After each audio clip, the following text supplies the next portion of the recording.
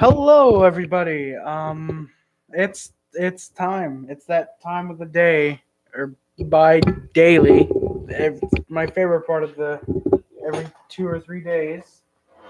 It's time to watch the Habs fail again. Apparently, the Montreal Canadiens were at home tonight. They played the Tampa Bay Lightning, and they kind of lost. Yeah, we're uh, uh I really don't know what to say about this game. I'm gonna go over the stats as usual. First, I'm gonna pull up my jersey sleeves again. So Gallagher and Joanne, 2, 4, and 6, 2 goals, 4 assists for 6 points. Domi is now up there for with 6 points, 3 goals, 3 assists. He joins their leading goal scorers. Tomas Tatar, 2 goals, 3 assists for 5 points. Yoel Armia, 3 goals, 1 assist. Yurturi Letnin, 1 goal, 3 assists. Dano, 2 goals, 2 assists. And now Jeff Petry with his second tonight, two goals, 2 assists. And everyone else, I am not even going to mention really. Yeah. Our record is now 2-2-2. We still have 6 points. We just lost our second at home. Standings, we're currently sixth in the Atlantic and ninth total in the East, which means we are now just out of a playoff spot with the Tampa Bay Lightning beating us tonight, getting that extra point, getting 2 points, I believe, actually. So if Florida, I believe they play tonight or tomorrow, if they win their next game, we are now 10th in the East, and we're most likely screwed for the next few months. Game was this one, Lightning won 3-1. Our power play was atrocious. 5 for 23. We had like 6 or 7 power plays. We only scored on one of them. Yeah, we didn't play well tonight. Our penalty kill is 12 for 18. We allowed yet another power play goal. I'll say power play goal. 6 straight games, in all 6 games of the season so far, we've allowed a power play goal. That's not good. Goals leader are Domi and Armia with 3, and our assist leaders are Gallagher and Drouin with 4. So 3 of our 4 top goal scorers or top leaders are goals and assists. The only one not up there is Tomas Tatar. And if you want to go 4 points, then Letnin, Dano, and Petry, of course. Our home record is now 1-2-0. Our away record doesn't change. We're still 1-0-2. The fact we've had both our losses in regulation this season thus far, it isn't a good thing. The fact we've lost both games that we've lost in regulation at home, really is not a good thing. Especially if you were supposed to be a good home team. I'm honestly quite scared for Minnesota. I'm quite scared for us against Minnesota. I'm going to get into the game in a minute, but if we played this way against the Tampa Bay Lightning, if we didn't try, how are we going to be against the Minnesota Wild? And just a quick reminder, I believe I'm going to be up here around 5 or 6, actually, when we play the Wild, because I'm pretty sure it's a 2 p.m. game. And I'll also be up here early for the St. Louis and Montreal game. When that happens, I'm pretty sure it's an early game as well. Let's just get right into my notes because I want to get this over with. Early on, the Habs didn't look ready. I know people in the chat that I was watching with my totally legal stream, were saying that the Habs played well early. The Habs just didn't look ready, in my opinion, in the first few minutes. Petry does get the first shot, so it's not a bad one that doesn't quite make it to Vasilevsky. And I'm just going to say it right away. Andrei Vasilevsky played a great game. The Habs heated up as the game went along, but we just couldn't get anything past Vasilevsky. He played well tonight. Price makes a good save on Kucherov from pretty much behind the net. It was a weird bounce, and there was a lot of weird bounces tonight. I'll mention a couple of them. But honestly, I feel like this game easily, if the bounces had gone in, this is probably a 4-3 game for the Lightning. Because the Lightning had a lucky bounce, and the Canadiens got a lucky bounce. And there's actually something I got to put in my notes that I that um I have to talk about, and I'm gonna forget it. I know if I don't put it, so just forgive me for a moment. All right, so yeah, the weird bounces. There was quite a few of them that really shouldn't have gone in, and thankfully they didn't. I'm saying that as if there was a lucky bounce that went in that really favored the game towards Tampa. There really wasn't, though. Halfway through the first, the Habs are playing well. They started playing well, and they had some good scoring chances. The Habs midway through that first looked like they were starting to get into the game, and they really were, because Kotkaniemi gets a pretty good chance on the wraparound, but Vasilevsky, he's there. He played well, and didn't let the Habs score just yet, because obviously there was a 1 there, so we didn't get completely shut out, thankfully. Our power play is still better than the Nashville Predators during the playoffs last season. I just have to mention that to give the Habs fans at least some hope, if they even watched this, which majority of them really don't. But Kotkaniemi with a good chance, and they're going to the power play. Yanni Gourde to the box. I want to say it was for a slashing, if I remember correctly.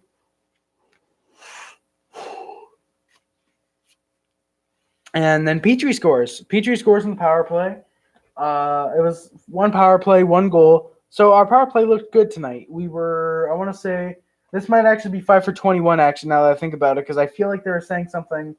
One had up here 5 for 19. It was 5 for 17, I think. So it might be actually, but I'm going to keep it like that. I'm going to make sure for next game if that's correct or not. But Petry scores on the power play from Max Domi, which is what gives Max Domi that third goal to put him up there for the leading goal scorers for the Montreal Canadiens.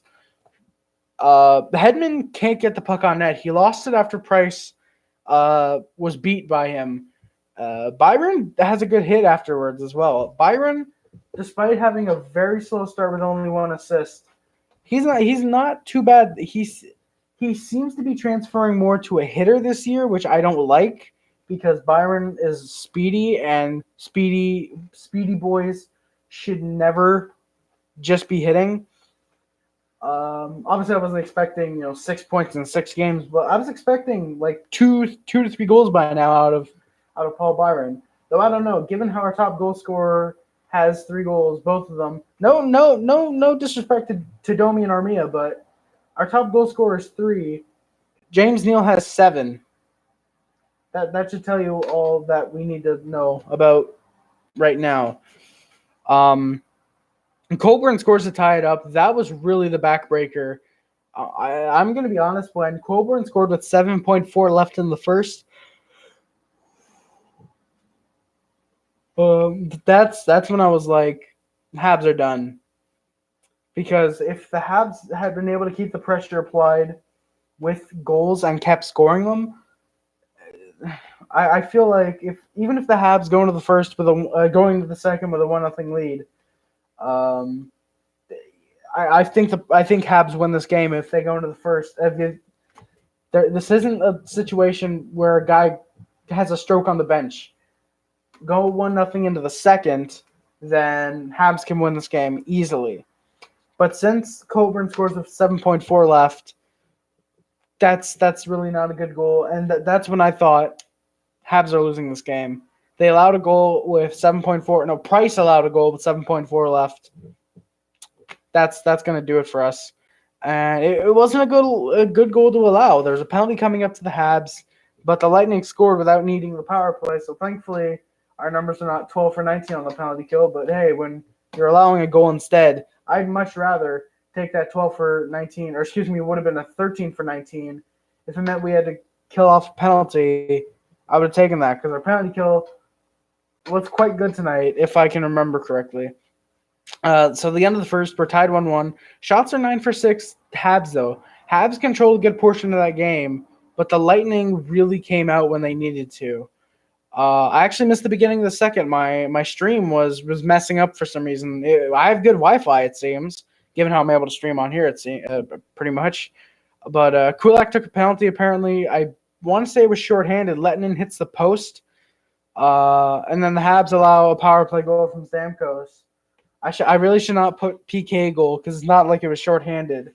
Uh, so either way,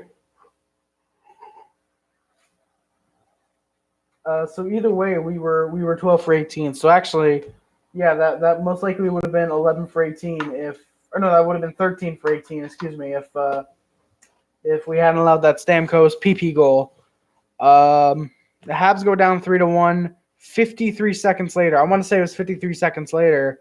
Tyler Johnson scores. The Lightning were dominating us at that point, and I want to say the shots were 10-9 then for the Lightning. The Habs hadn't gotten a shot off in 4 or 5 minutes, I want to say at that point, and the Tampa Bay Lightning controlled the game despite getting outshot by that point, I want to say. But Pete, the Habs at this point, since they knew they were going to lose, they figured let's just get physical. Apparently, they were listening to some Olivia Newton-John during the first intermission, and they got physical with the Lightning. Petry lays out Kucherov with a big hit, or not a big hit, but it was a nice hit. It was a clean hockey hit, as Don Cherry would put it. I think Petry's a first-line D-man sometime in the future for us. I don't think he's Weber necessarily, in that he's a great defenseman until his mid-30s when he's with the Montreal Canadiens, and we still have him for 8 more years until we let him go in the expansion draft. I'm sorry, Petry. I think Petry can be a first-line D-man for sure. Well, he is, but actually no, he's not. He's second line. Actually, I keep forgetting he's not with Weber. Point and Tatar then went at it after the whistle. Habs power play came up. I want to say it was Stamkos who went up and just punched Petry after the hit. Effort for trying, I guess, to Stamkos for that. Domi played well in the power play. The Habs just couldn't get anything done. I don't want to say they need to take more shots because they outshot the Lightning quite badly in this. Not badly, but they outshot the Lightning by quite a bit. And I'm not going to say they should have taken more shots, but I think if you take some of the shots they took in 5-on-5 and you transfer them to the power play, then they should have been shooting more. If you remove some of the shots they took in 5-on-5 and you transfer them to they need to take more shots 5-on-4 on the power play, then yes. The Habs were looking too much for that one perfect play, and I don't blame them because if you have Weber down at the point, you have Petry here shooting it down, you have Domi here, and you have say Suzuki here. You're not obviously going to pass to Suzuki because he can't score, and then you're gonna, yeah, Jesse L, rub it in my face, why don't you? You're gonna want to get the puck to Domi and let him take a shot. You're gonna want to get everyone passed over to Domi, thinking he's going to take the shot to get it down to Weber to take that shot. But everyone knows you're looking for Weber for that one-timer. So what do? You get everyone on Weber, get to Domi, boom. Which I want to say that was the lineup. Domi, Suzuki, probably Drouin or Tatar in the middle, and then Weber and Petry. I'm pretty sure it was. Thompson hits Shattenkirk right after. And I thought it could have been possibly a headshot or a jumping motion. I'm very surprised that one didn't get called. But I mean, hey, anything to not lose first line Nate Thompson. Ooh. And I'm actually going to point out right now, if this were Domi that had taken a hit that had hit Shattenkirk like that, there would immediately be attention on the league to suspend Domi.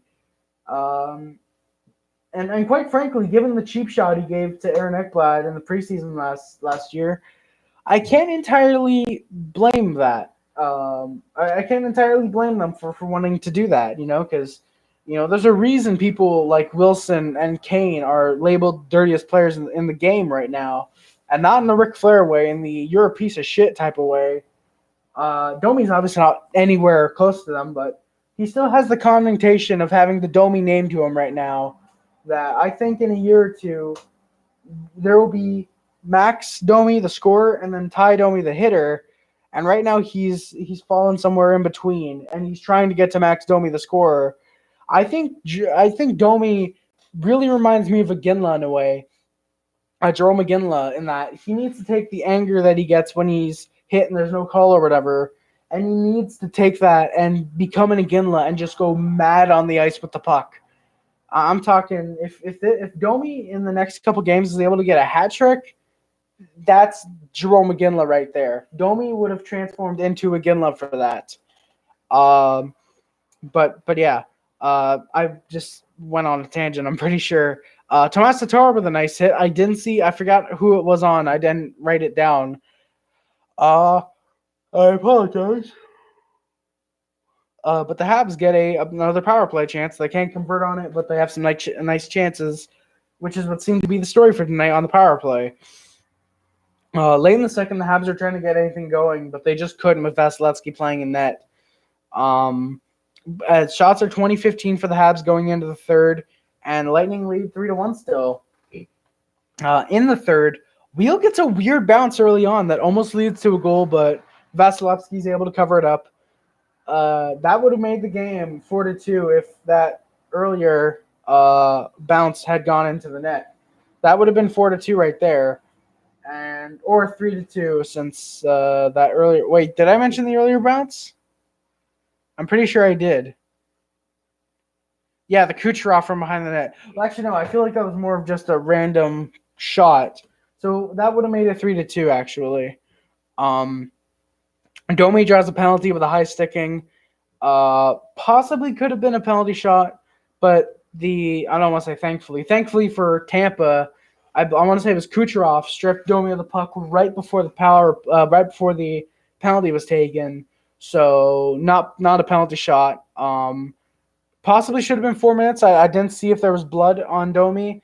If there was, it should have been a 4 minute. But even then, at a 2 minute, probably if it was 4 minutes, we probably would have taken like one shot total.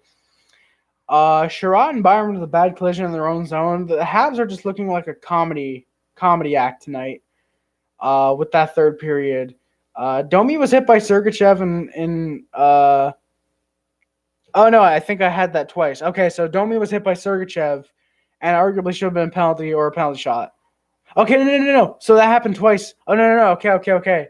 Yeah, I was thinking Kucherov stripped Domi of the puck before what could have been a penalty shot. The high sticking, I want to say it was actually Kucherov that high stick Domi. That should have been possibly 4 minutes if Domi had blood. Okay, so Domi drew 2 penalties tonight. Domi was probably one of the highlights of the Habs right now. And Drouin played well. I will admit, Drouin played well.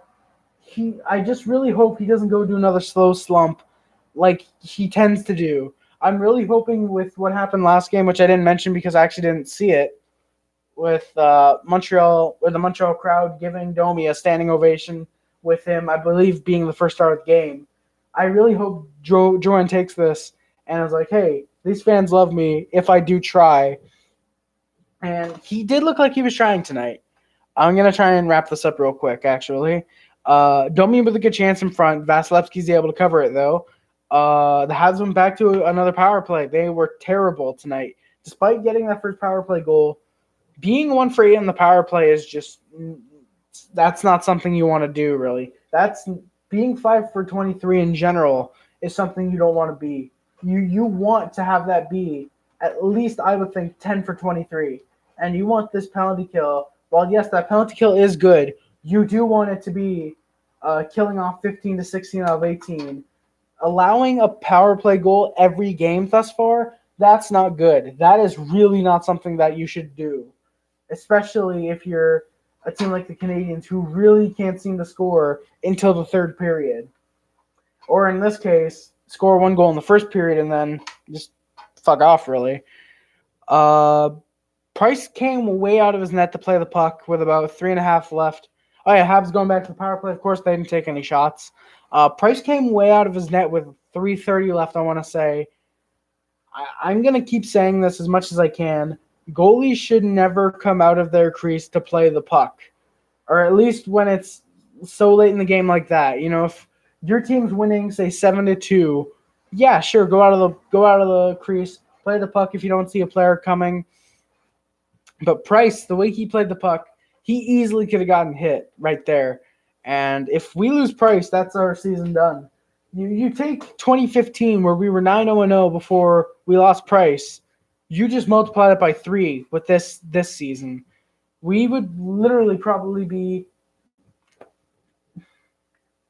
I don't know, we'd probably be losing 50, 60 games if we don't have Price. Though Kincaid, I will admit, Kincaid is a better backup than Lindgren. And I forget who, Scrivens. Lindgren and Scrivens, who I believe were sharing the net in 2015. No, were they? I don't know. I don't remember if they were. But Kincaid, and if we call up Primo, though it's probably going to be Lindgren, Kincaid and Lindgren are a much better tandem than Scrivens and whoever we had. I want to say it was Lindgren in 2015 as well. Lindgren was not ready back then for a starter position, and he still really isn't. With 3 minutes left, the Habs pulled Price. Lightning can't get anything into the empty net, but the Habs sort of try. I mean, it really wasn't until the final 10 seconds, but even then, Domi was doing everything he could to get the Habs a goal. Domi was the only one at that point still trying. I'd have to call out Nick Suzuki here. I really have to call out Nick Suzuki. Suzuki was not trying. Suzuki did not look like he was trying tonight. I believe they placed him down at the fourth line center for the third period. Even then, placing him at the second line right wing was absolutely not a good thing for the Habs to do. Personally, I do what you did in practice. Take Wheel, put him on the second line, but rather than doing exactly that, you put Armia on the second line with, I want to say it was Drouin and Domi. I want to say is centering that line, Domi. You put Drouin, Domi, and Armia on a line together. You get Galley, Tatar, and Lettinen. No, it's Galley, Domi, Tatar, I want to say is the first line. Might be Dano. Don't quote me exactly on that. But either way, you get Armia on the second line, and then you get Wheel on the third, and then you put Suzuki down on the fourth line. Unless you want to call someone up. But even then, calling up Dale Weiss would probably be not as worth it as keeping Suzuki up to at least try and get the kids some experience. Suzuki was not trying. Domi was the only one that really looked with 2.5 minutes to go, still be trying up until the final buzzer. 34-22 are the shots for the Habs. The Habs got shots on net, but a lot of them were just lazy. And when they did try, who was in front of the net trying to score? It was Domi. Domi, I think, could absolutely take the Habs goal scoring and have possibly, dare I say, another career year, 80 to 90 points, I think. You put Domi, if Domi gets on fire, that guy's scoring 80, 90 points, I think. The Habs seem to be doing what they were doing what the Hurricanes did last year, outscoring their opponents, but they were getting beat. I really don't want the Habs to be doing that again this year, or I don't want the Habs to be doing that, though if it means that we end up changing the strategy and then going to the conference final, then I guess keep it up, but if it just means we're going to lose more games, then it's not worth it. Just drop that strategy. If we keep losing maybe midway through the season, then get rid of Claude Julien as well. Then get rid of Claude Julien. I mean, was this two straight seasons we've missed the playoffs? If midway through the season we're not in a playoff spot, then I think Julien is gone. And this is someone who doesn't mind Julien behind the bench. But if midway through the season, like I said, if we're not in the playoff spot, Julien's getting fired, and we're bringing, I would think, Kirk Muller maybe as an interim GM for till the end of the season, but I don't know. The Habs just need to do something about the way they're playing. So that's going to do it. Thank you guys for watching. Don't forget to like, comment, subscribe, favorite, share everything, which includes but is not limited to YouTube, Facebook, Twitter, Instagram, Tumblr, and everything else. My name is Harry Rice. Subscribe to the Puff Club. Subscribe to the HD Club. Thanks to my moderator, Jesse, in chat right now. Or not right now. I think he's left by now, but that was in the chat. He bought me this HD webcam that I'm using instead of good old Logitech down there. This is actually another Logitech camera. This is Loggy, actually, apparently. But yeah, my Twitter and my Twitch are in the description. I don't tweet too often on my Twitter. I've been checking it more and more recently, though. My Twitch I don't use at all right now, but if I start playing games, it'll more than likely be on there. My Amazon wishlist is also down there if you want to support me by just besides liking and subscribing and all that. That's the only way you can do it. If you want me to do a video unboxing something, then that's your main way to get me to do that right now. My letterbox is also down there. That's where I'm going to be rating and reviewing movies once I watch them. October is going to be a big month for me. I want to say close to 8 or 9 films that I'm going to look at, and I'm crossing my fingers. But if I do manage to see them, Joker and Zombieland 2 reviews, maybe not this month, maybe next month, but hopefully sometime in the next month and a half, Joker and Zombieland 2 reviews. So yeah, that's going to do it, guys. My name is Rice. Again, subscribe to HD and Puff Club. My name is Harry Rice, and I am out. Peace.